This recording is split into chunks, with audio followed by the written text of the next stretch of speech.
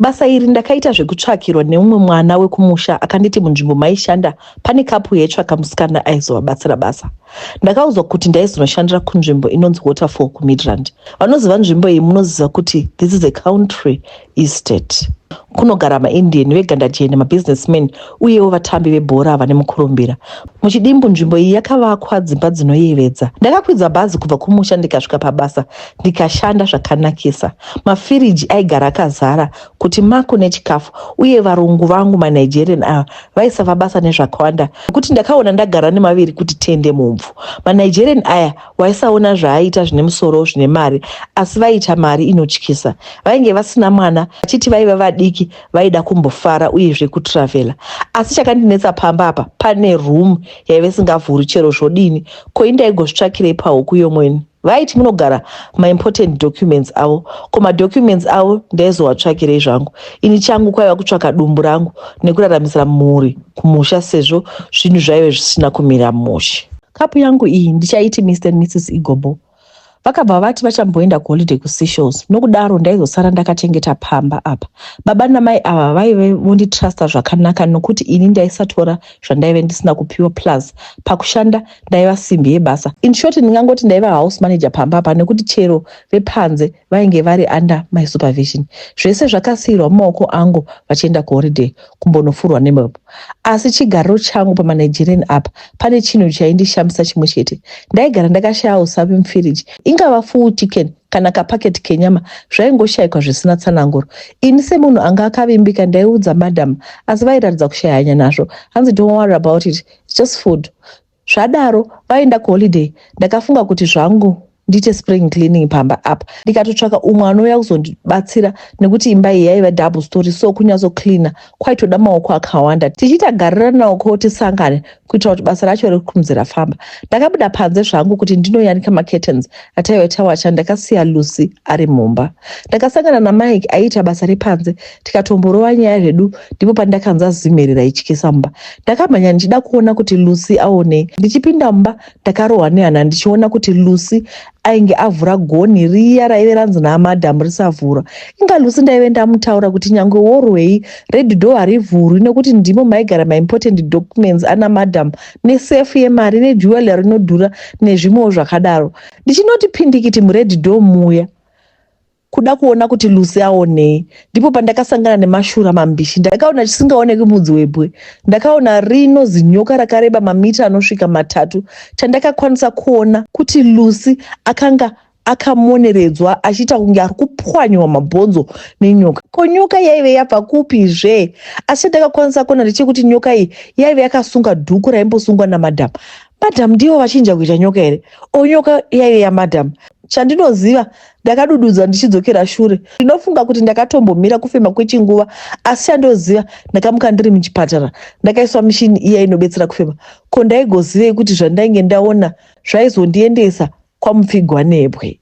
Ndakamukira muchipatara ndichiita senge ndiri kurasa njere uye hapana ainzwisisa kuti ndiri kunyatsotaura nezvei. Varungu vangu vaiuya kuzondiona zuva rega rega.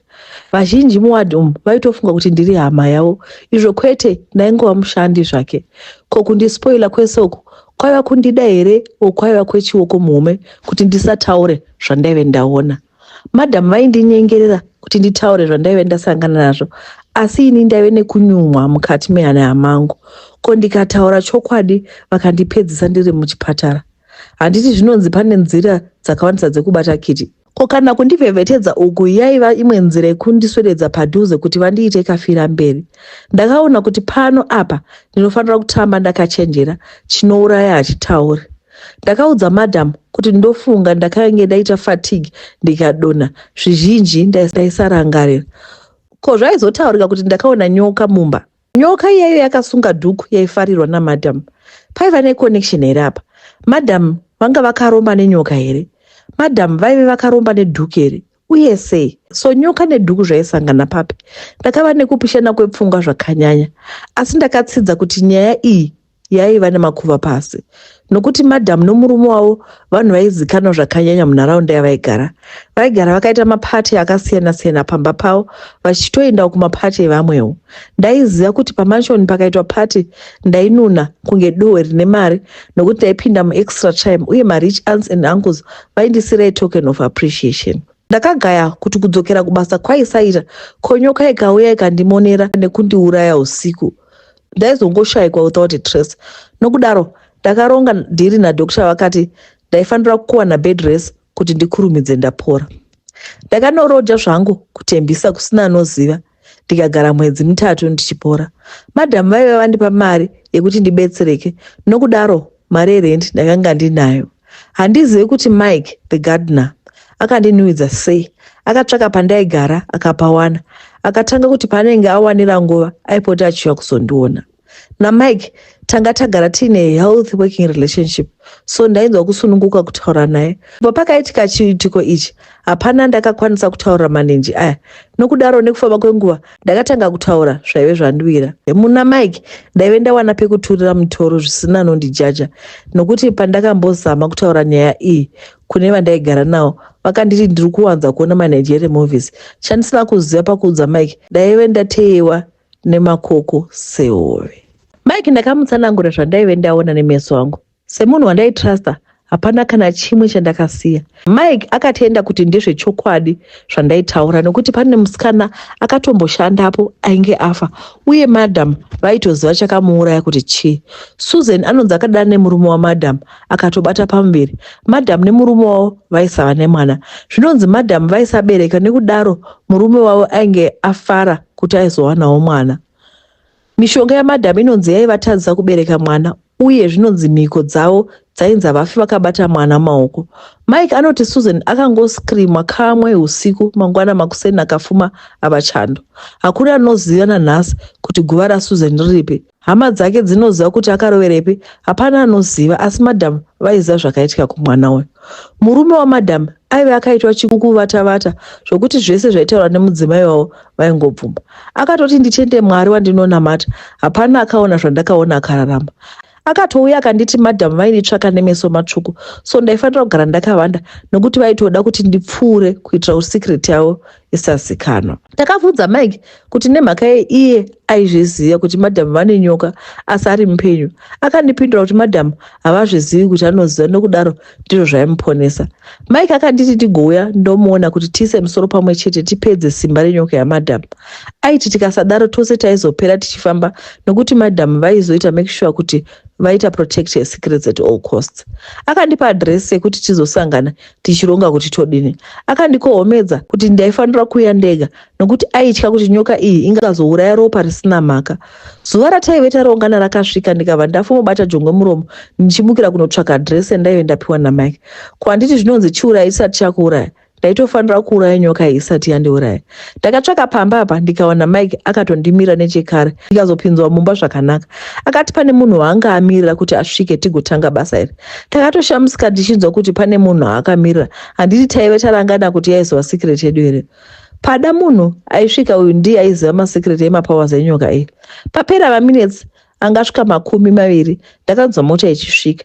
Mike aipisa miti achitaura mitauro yandanga ndisingasivi. Gonhi rakanzi bha kuvhurwa ndione ndimadhamu vari kupinda. Hana yangu yakarova. Ko ndeipiri kutambikai? Pakaita runyararo senge papfuura Satani. Mike ndiye akaridza chikwee senge chevakadzi vari kuda kusvotesana pabarika. Madhamu vakatenda Mike nebasa guru rainge abata. Ipapo ndipo pandakaziva kuti ndaive ndakandirwa joka masikati machena. Vanhu ava vaishandidzana, uye Mike aive n'anga yamadhamu, nekudaro vaitoshanda vese mudhidhiri ichi. Ko Mike zvaiva sikukuviri chaivo. Ndaiziva kuti ndichaita waSusan, hapana anoziva zvakandiwira. Ndichiri pakati pekushamisika nekupererwa, madhamu vakabvisa dhuku yainge iri pamusoro ndokuikanda pasi. Ndambotaura pamusoro apa kuti madhamu vaida dhuku yavo zvakanyanya. Dhuku yakasanduka ikaita nyoka senge yandaive ndaona mumashoni. Yakatanga kuzvizvuva ichiuya kwandiri. Ndipo pandakaziva kuti pangu pandiperera. Ndakataka kunamata ndichidana kuti ropa raJesu uyawo ndirwire. Mike namadhamu vane mishonga yavanga vapwipwitidza mumba, nofunga kuti vaida kutora soul yangu. Ndakanamata zvekurevesa nyoka yakatanga kushaya simba. Ndakamhanya kutsvaka gonhi ndikabuda. Mumba maive neconfusion. Zvino zvokuti Mike namadam havana kuzviona kuti ndainge ndabuda. Mumba umu makanga muine confusion mushure mekunge ndadana zita raJesu. Mike namadam vakanga vaa confused. Ndiko kwanisa kubuda kwandakaita. Ndakabuda pakaoma. Ndakadzoka kumusha uyezve kushanda mudzimba dzevanhu bodo dzakatakura kurema. Chitiko ichi ndakazonamatwa navamwe bishop kuti ndiite ndichikangama zvishoma nezvishoma. Mishonga iriko yakatakura kurema. Vanonamata Mwari ngavanamata mumweya nemuzvokwadi. Ndakabuda pakaoma. Hapana zita rinokunda zita raJesu. Jesu ndiye woga mudzikinuri wedu. Jesu ndiye woga anotirwira panenge pakaoma. Tinotenda nenyaya yatawana muzuva ranhasi. I hope you're going to get inspired. Before I go, rega ndingokukurudzirei kuti guys, let's just like this video kuitira kuti video isvike kune vanhu vazhinji. Zvinotibatsirawo pano pachannel kuti tikure. Aiwa, toda kuti soko risvike kunyika dzose, kune vanhu vanova vachishona. Handiti makati hamudi chirungu, saka toda kuti mashona ose awe zvisvike kuvanhu vose vanova vachishona. Aiwa, tinotenda nesapoti yamunotipa. Aiwa, muve nezuva rakanaka.